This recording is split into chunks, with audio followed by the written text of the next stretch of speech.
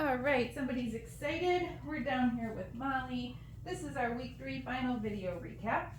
Hi, baby. What are you doing? I think Molly's ready to go. So for this week, what we're going to get started with, I'm going to charge the clicker maybe just twice in a row. But then we're going to get Molly dressed in her harness right away. Are you nibbling on my toes? You're so cute.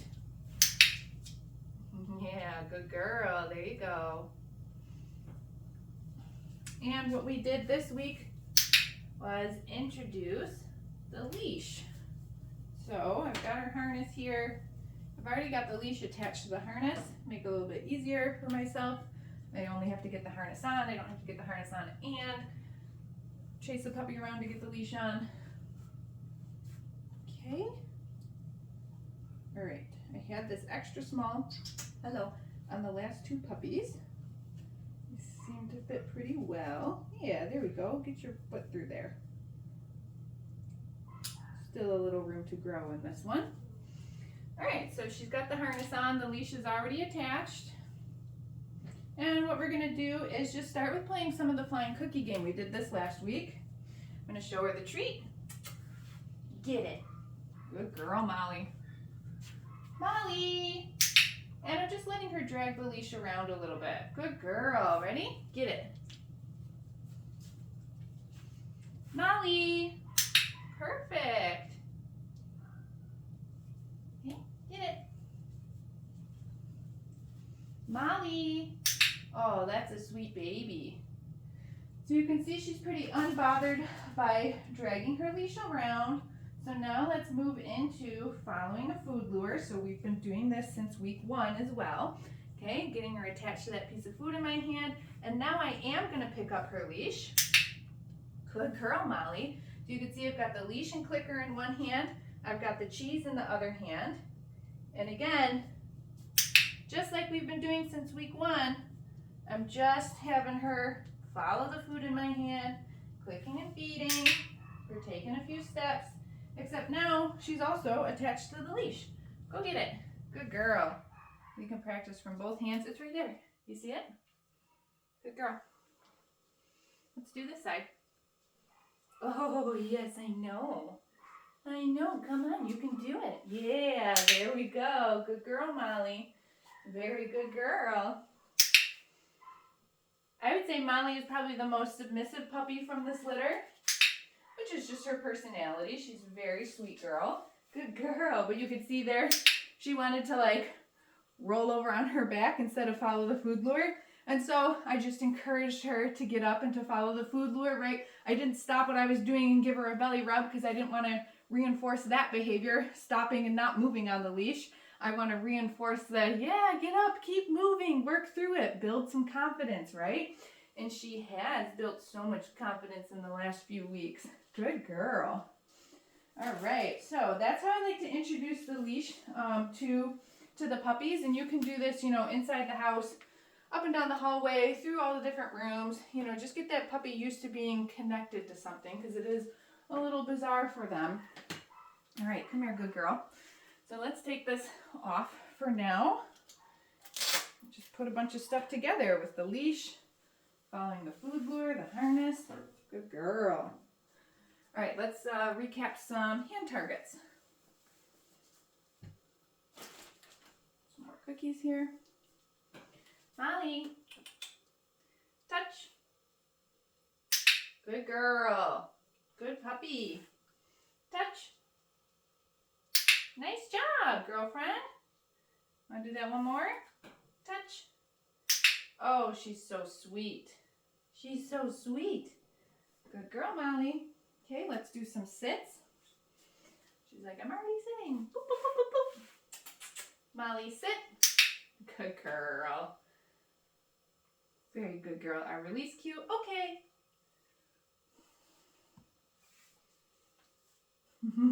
We'll go in the crate next. Sit. Good job, puppy. Okay. Very good girl. Let's do some downs. Molly, sit, down. Good job. Oh, you're such a floppy puppy. Okay.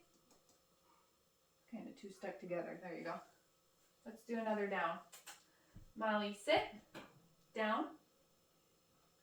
Yeah, good girl. What a good girl. Okay. Oh, she's so sweet. Perfect. All right, so now let's do our next step in the mat. Refill on my treats. And the new step for week 3 with our mat is that we're going to try to start to get a little distance from the puppies. When I say a little, I mean just a few steps. And this definitely, if a stay behavior is important for you, this is something that you'll have to keep working on at home with your puppy, okay? Yeah, good girl. There's your mat. Very good job. So you can see I'm just turning my back and taking a couple steps away. I'm going to return to Molly and feed her for staying and not following, right? So, you know, we've introduced 2-3 steps for week 3 here. At home, you want to keep working on this. And you can, again, continue to build some distance or distraction with whatever you want to apply this behavior to. Good girl. Hey, ready? Okay. Here it is. Okay. Good girl.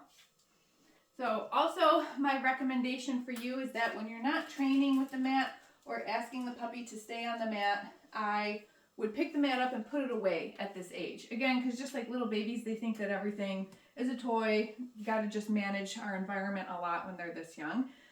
Once they're mature adult dogs, then I'll leave their mats or their beds out or whatever, right? But like, I think this was down when the puppies were all playing in here this week and they weren't practicing the mat. And so somebody started to chew a hole in it, right? So that's why usually I'll put this up when I'm not training at this age, when they're babies. Good girl. Good mat. Good girl. Look at you. Very nice job.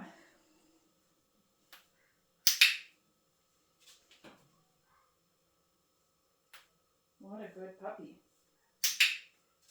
I really like using something like this, like the bath mat, because it has like the non-slip grippies on the bottom. You could use something as simple as like a towel folded in half as well. Molly, okay. Good girl, okay. Perfect job. So the mat can start to have, you can start to apply it to different things. One of the things that I use it very often with my own dogs is I'll ask my dogs to lay on their mats or in their beds like when we're eating. So you could start to do that, you know, by having that mat very close to you if you're wherever you're sitting at the table or whatever. You have a bowl of the dog's food or treats or whatever you're using. At this point, I'm not using the clicker anymore. Ask the dog to go to their mat, and just periodically throughout your meal, you're just going to take a piece of the dog's food and reinforce them for staying on their mat. As the dog matures, the behavior comes stronger. You can start to move that mat further away and feed them fewer cookies, you know, for staying there. But that's how you would start to apply it to something like that. All right, little baby, let's try your crate.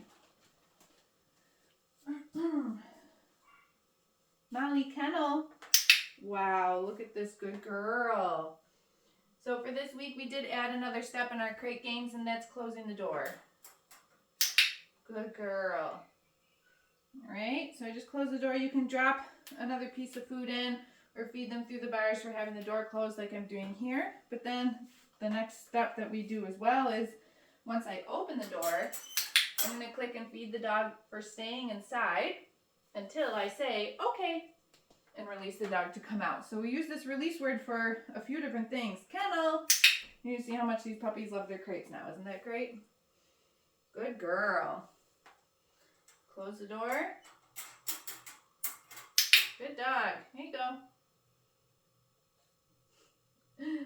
It's under your foot. You got it. You can even kind of like walk away a little bit, like put you in the crate. I'm leaving you. It's not a big deal. Right? Is it stuck to your foot? Good job, dog. Okay. Wow, Molly. Kennel. Yeah, this is the last one. This is the last one. job.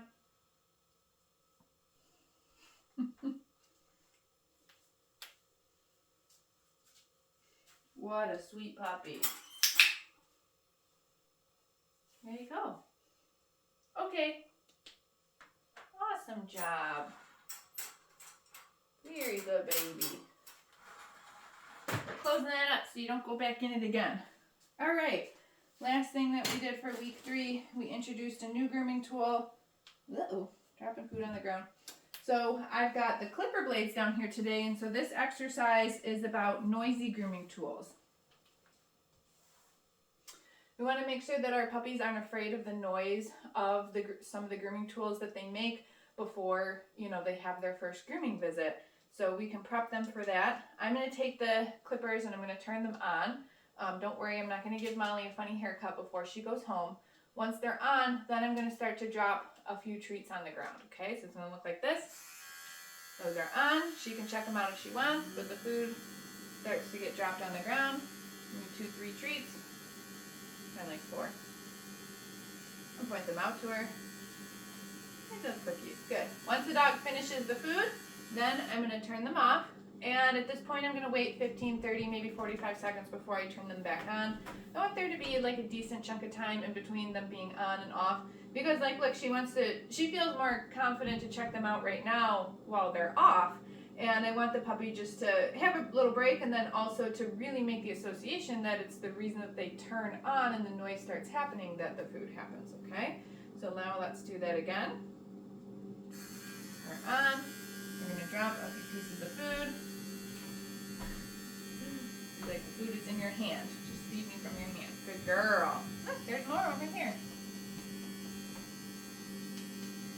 And I really like all these puppies' reactions to the clippers so far. I mean, they're all just kind of like, it's not really a big deal. And that's what I'm looking for the dog, is that the sound, they're not like running away and hiding in a corner, right? Because that would stink if that happened when the dog needed to be groomed for the first time, right? And again, because it is a grooming tool that will need to interact with them while they're off, I might do it just like we did with the nail clippers last week, where I just kind of pet the puppy. Yes, and feed them a cookie for that. We can do that a couple of times. Yes. And as long as they're fine with both of those steps, then maybe I'll turn them on and do, yes, good puppy. And so again, like all these dogs are doing great with that. Okay. If you don't have clipper blades at home, you don't have to run out and like buy a pair, especially if you don't plan on grooming the dog yourself. If you're gonna like take him to a groomer, that's totally fine. You can use anything that kind of like makes this buzzing type of noise. I'll use an electric toothbrush sometimes if I don't have nail clippers, but I'll just put it inside of a plastic baggie, right? So that way I'm not like rubbing the toothbrush all over the puppy or having my toothbrush be on the ground or something like that, okay? All right, so Molly did so well in these last 3 weeks. Hopefully you've got her Zoom lesson booked for after she goes home. Any questions, shoot us an email, and we'll see you on your Zoom.